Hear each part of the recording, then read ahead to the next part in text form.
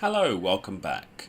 I wanted to make a quick video. I'm going to try to whip through this pretty quickly. I'm sure that you guys are busy, me too.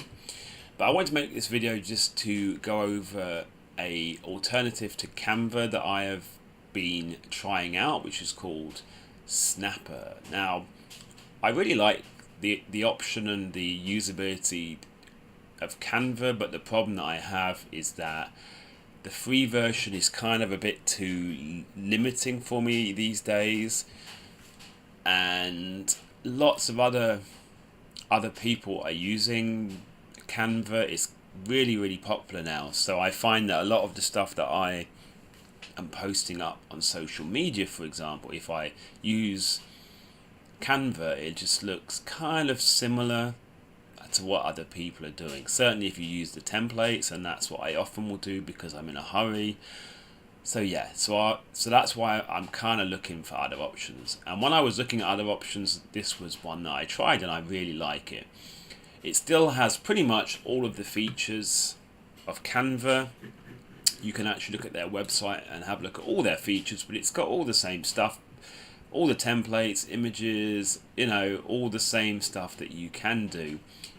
You can of course upload your own photos and graphics, so it's pretty much exactly the same. It does link really well with social media, which is good, but it's pretty much a copy of Canva. But why I would rather go for this is, like I said, your stuff on here is going to look more individualized because there aren't a lot of people using this, and the templates are a bit different from the Canva templates.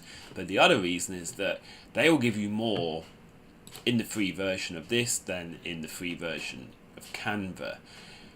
So, for example, let me give you some examples. In the free version of Canva, it won't allow you to resize things. So here, even in the free version, there's this really awesome thing where, for example, I have this graphic up that I knocked up really quickly, and if I then want to use this in a different format, I can just really easily resize here. Look, go to resize and I can choose a custom size, or I can choose one of these other styles of images. I find that awesome. It's also available in the free version. So it just makes it a lot faster if you have to resize a lot of stuff, and it's available in the free version. Also, they allow you to have folders even in the free version, which is something they don't allow you in Canva. So look, I have these folders here, and that really makes it way easier. I was finding, because I've been using Canva for probably about a year or so, and I was only on the free version, I had so much stuff that I'd uploaded and everything, and I had created, it was a mess. So this seems like a way better option.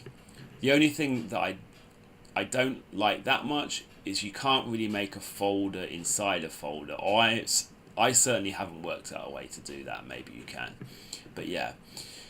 So let's look at one of the templates so you can see what I mean about it being not exactly the same as Canva.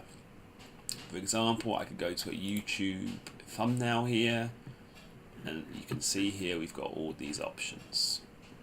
So it still has loads of templates. It still looks awesome, but it's just slightly different from what everyone else is using when they're using Canva. And trust me, a lot of people are. So if I click on this, for example, it essentially works exactly the same as Canva. The other thing that I like is they still have the lines that tell you if you're like centered in the image, whereas some of the other online ones, they don't have that, and I find that feature awesome because you can quickly drag and you can see when you're in line with other stuff. But yeah, it works pretty much the same as Canva. You have your backgrounds, which you can use a photo, a pattern, you can upload your own stuff, you can do a solid color, and as you can see, all these are very nice as well. I am actually using the paid version right now, so bear that in mind. That's why I have loads of these. You have these effects. You've got obviously the text, and when you add text, whoops, I did that wrong. You have quite a lot of different options for fonts. So yeah, and you can upload your own fonts when you have the paid version. So yeah, it's pretty much exactly the same as Canva. You can have icons, photos, you can upload your own stuff, you can add shapes. So yeah, it's exactly the same pretty much. As you can see, you can directly share onto social media. I haven't added any accounts for that yet, but you can add your social media accounts, you see, Facebook and Twitter, and then it's easy for you to share that right from here. So one thing that I'll say before I finish the video is that when we look at the free account, the only thing that's slightly limiting is the fact they only allow you to do 5 downloads a month, which is a little bit annoying. That's the only thing where Canva on the free version is a bit better. If you're a bit creative and you use some screen capture software, there's ways to get around that. The quality won't be as good, but yeah, that's the only thing where the free version is slightly worse than Canva.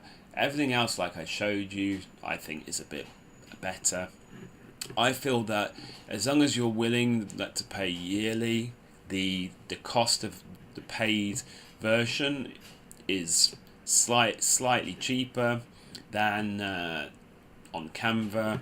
You know, it's all pretty much fairly similar, but I would rather use this because it's more individualized than Canva, and like I showed you, they have some really cool features with the resizing and everything, which is available even on the free version. Anyway, let's not blabber on for ages. I left a link in the description, so if you guys are interested in this, you can go check it out. So thanks for watching.